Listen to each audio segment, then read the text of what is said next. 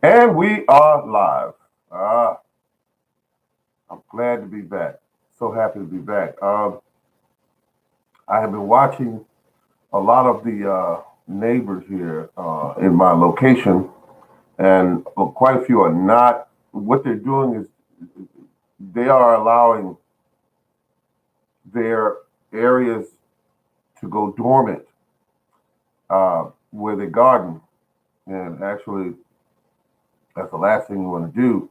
The best time of the year to get your garden in shape as the days will allow you, due to the weather and also your schedule. Um, Make certain that you start getting your garden ready in the dead of the winter or in a late fall, that mostly winter. Trees cut back, trees managed as far as if you want them to produce fruit this year or this next year coming up actually. Also, you want to keep areas cleaned up that are you've used. That's very important. Make certain that you are doing something in the winter to set you up for the spring and summer growth. Like double digging, for instance, it's done a lot better this time of year when you can double dig areas that you're going to be using and allow the cold uh, to uh, to loosen your soil up. If you have, especially if you have clay soil, you double dig all locations that you're going to use, and in that instant, will the weather has an effect on the density of the soil in the location where you're going to be growing. It makes it softer, if you will, looser. Is what it does, and that's done in the colder months. And you just let that sit out there all winter and allow um, the cold, the snow, the rain, everything to loosen those areas up. Just simply a little double digging in those locations. Um, and you'll see that it's easier to dig without the problem of insects. It's easier to dig because the soil's looser during this time of the year, and you just get everything done and nice and clean. And as far as leaves that fall on the garden, I don't move them. I do not move them. I don't move the leaves. Best thing for the leaves to do is to fall and allow them to do what they do, which is go back into the soil and enrich your soil. And that's what I like to do. I see people gardening outside of the way that Mother Nature doesn't, and that's very sad and difficult for them. But they're doing what they were taught in the books, and some of the books were written at one point incorrectly. They told you to fertilize in the spring and summer, when in reality, a lot of the best way to get that done is in the dead of winter. Some people are covering their ground in the winter. They're covering it with wood chips. They're covering it with uh, grasses, things of that nature. And once they do that, it sits on top of the soil and it fertilizes the soil all winter long. Think about that. You have decaying grasses or straw on top of your ground, and it's going into the ground. It's feeding the biology in that location, and is creating a tea percolates through the ground as the weather pours on, the winter goes on, it goes into the ground, and that's what you want to have happen with your garden. So when you come out in the excuse me, in the spring, you will see nothing but black gold, and that's what you want to plant into rich, rich, loose soil. And I'm gonna tell you the best thing you could set up in your mind is to have your garden produce rich soil. In other words, grow soil. As you grow soil, a lot of people, I still see them doing it. They're growing plants, and you can see the way they do. They keep fertilizing around the plant, what they call side dressing. And instead of, I just finished watching a video, and no offense to the gentleman, no offense at all. He's clipping back his trees, and in his hand he's holding the cuttings from the plant. And when I see that, uh, I see a person that definitely wants to keep a very neat and clean look to their garden. I see that. I look at that. The only problem with that is that in nature nothing is neat and clean. It's a little scraggly here and there, but you do it as neat as you can. However, the cuttings, things of that nature, they go right back around the base of a tree. They go right back around the base of a bush. That's what you do with those cuttings. You do not throw them away. You do not put them over in compost piles. It's kind of like double working when you do that. When you take them over to a compost pile, let them break down, and you bring them right back over to the tree, right back over to the bush. When in an easier way to do it would be to drop it right there, and you could kind of use them in a neat fashion by cutting the pieces smaller and uniform so you can put them around the tree. But in nature, when the branches fall off the tree, they drop right at the base of the tree, and these branches go right back into the soil. It's a natural way nature does it.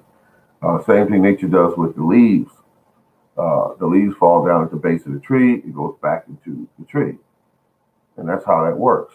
It's a great way that has been working for millions of years, and man is the only animal that does it a little differently, creating compost piles. And, there should be a unique situation where you create a compost pile where you have says, okay, I'm gonna put this pile of stuff here because in another location I'm gonna plant some trees and I'm gonna need the compost. But or I'm gonna put plants in the ground in different places and I'm gonna use the compost. But naturally it falls right at the base of the tree. It's just the way nature has always been doing it for millions of years. And in that instance, I just enjoy watching people work when they see them working on their trees. I have branches that I've dropped at the base of the tree as big around as your wrist and come back in time and it's gone. It's gone because it decays into the ground and the trees use it as a food supply. And my trees are some of the biggest dwarf trees you want to see because of the fact that they're eating well. They're eating well.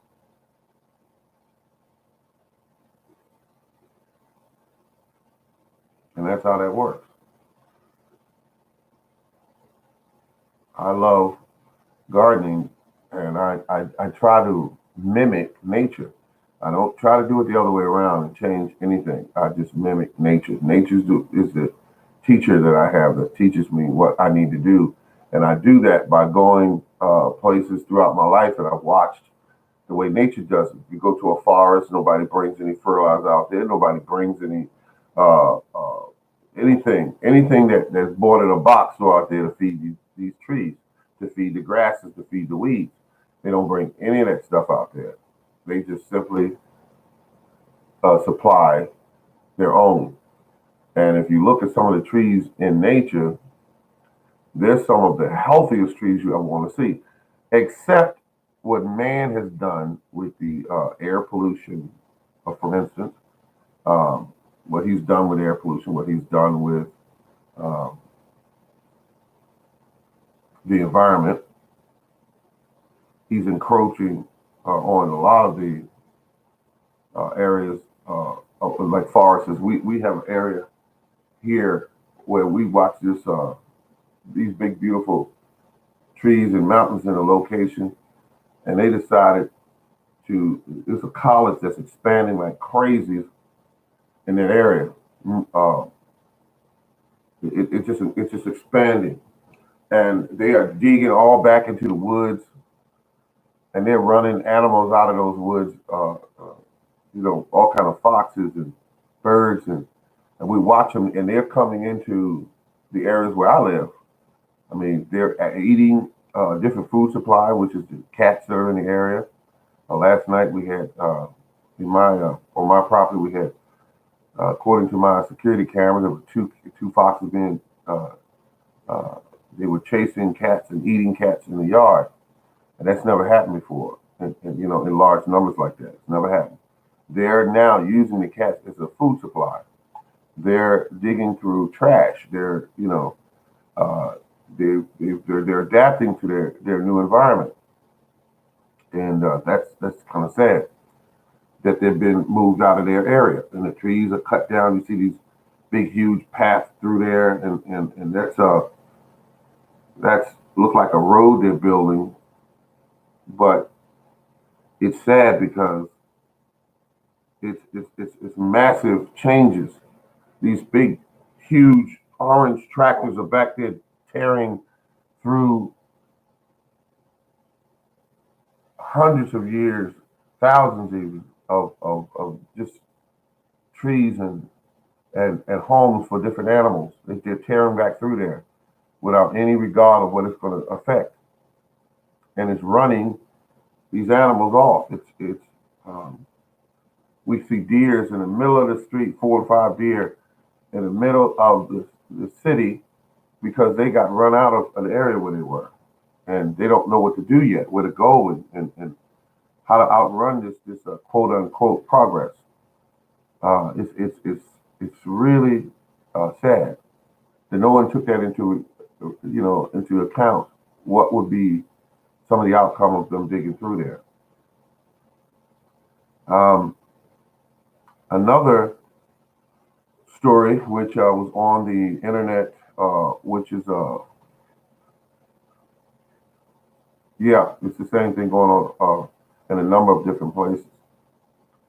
Um, we we are going through a climate change, and scientists, different scientists, I won't say all of them, but they're realizing what's going on, and they are creating uh, vegetables that will grow in these sudden changes that we have, like we had last year. Some of the areas where quite a few people live, uh, they were heavily rained on. And now here in Zone 7B, Maryland, here we had record, and when they say record, we had the largest amount of rainfall ever recorded in history here, and it rained like Noah's Ark here. It just kept coming, and I began after the second month to realize something was different because I mean every day was heavy rain every day, and I kept looking and thinking, okay, when I planted these fruit trees, I had no idea that they would be sitting in water for weeks on end, just sitting in water. And the bushes I planted, sitting in water for weeks on end. And so now we get cold at the beginning of the year that came on in way past April, when we usually start getting ready to plant, which I have books that show the time to grow here in Maryland is around April 15th. It was still 30 degrees April 15th. It was heavily rained April 15th, where you could not get into the garden to do anything at all. Now, I want you to keep this in mind. Around May, we said, okay, we'll do something in May. We'll get it in the ground in May. No, that did not happen. It did not happen. It's continued to rain heavy, where the soil wasn't just a little wet, it was mud. And it was very cold. And I knew based on the nighttime temperatures alone that you cannot put these plants out there and expect them to live. We would get in May during the day, the temperature would slide up into 50. You could put your plants out there to kind of harden them off, but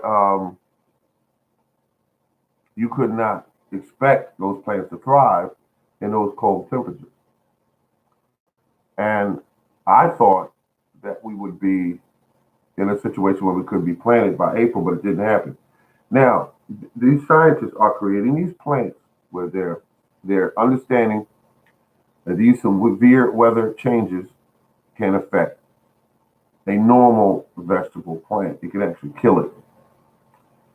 But they noticed that there's one plant that wasn't affected really by the rain or the cold, and that was weeds. Now, weeds is just another name of a plant that we don't have a use for. They call it weeds. Those weeds, if you would really get involved deeply in understanding those weeds, you'd find out that they have names, you'd find out that there are nutritional values to them, you'd find out that some weeds make excellent medicines. I would have to agree with you on that. I would have to agree with you absolutely. At least 5 years. At least 5 years, yes. I would have to agree. So they're looking at these changes and they're saying, what can we do? So they're crossing weeds with vegetable plants. Now, me at first, that was scary. I heard that. I said, what are they doing?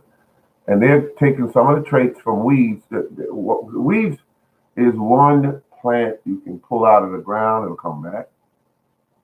You could take the weeds and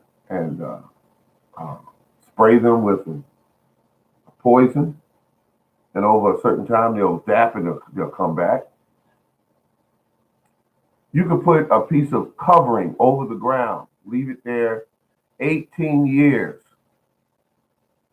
come back, remove that covering, and those weeds will start growing again. Now that is one strong plant.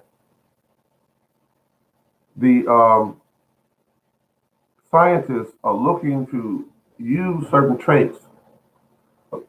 My understanding is you can research the topic yourself, using certain traits to make the weeds more resilient when they get heavy rains or when it's cold or whatever. They want a plant that will keep on going. Now, my first thing is what will be the outcome of these weeds? What will be the cost of these weeds? I mean, these are vegetable joined plants. What will be the cost? What will happen when they do this? What will happen to the heirloom seeds that we still have if you plant them in a location of these plants? Will they cross? Will it create a problem down the road? Will it create a situation down the road? This is something they need to be very clear about before they start introducing these seeds on a mass scale to the public.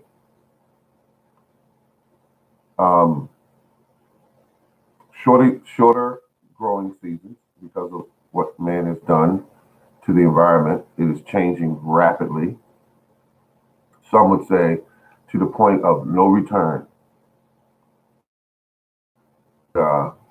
We're still pumping millions of tons of fossil fuels out into the air every day.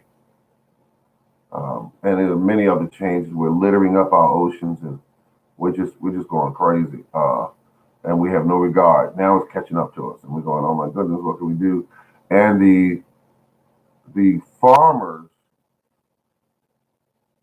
and I guess you want to throw the gardeners in there, they're the first ones to know. They know that there's something changing because they're not able to even follow the seed pack and grow according to the specs on the seed pack because the specs on the seed pack are outdated. They're outdated. They're showing information that would have worked fine in 1970, maybe 1980, but it doesn't hold true now. The weather is having an effect on when you put things in the ground. And if you put them in according to what's on those packs, they will get shocked by the cold snaps that continue to keep coming. When they show you a frost date, that's not necessarily the end of that frost date. The end of the frost date could be April 15th. They'll still continue cold all the way up into the end of May. And that's what's happening. So I grew my plants indoors for a period of